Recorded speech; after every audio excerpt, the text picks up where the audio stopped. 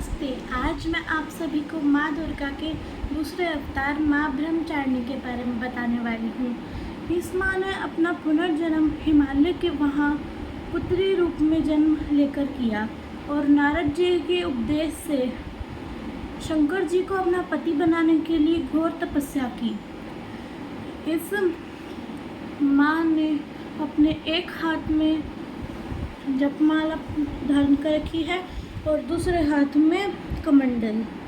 इस घोर तपस्या के कारण इस माँ को तपस्चारिणी और ब्रह्मचारिणी नाम से जाना जाता है। कई हजार वर्षों तक उन्होंने ये घोर तपस्या की। 1000 वर्ष तक उन्होंने फल फूल खाकर अपनी तपस्या जारी रखी।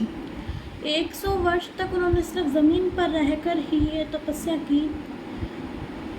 कुछ दिनों तक कठिन उपवास रखे और कुछ हजार वर्षों के बाद उन्होंने सिर्फ टूटे हुए बिल्वपत्र खाना शुरू कर दिया।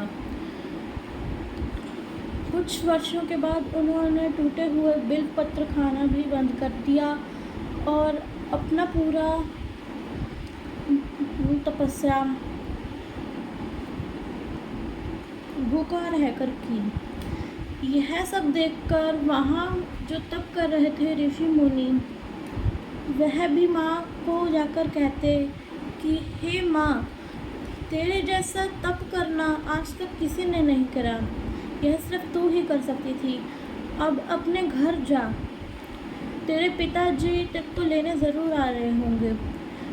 शंकर भगवान ने भी तुझे पत्नी रूप में प्राप्त कर लिया है।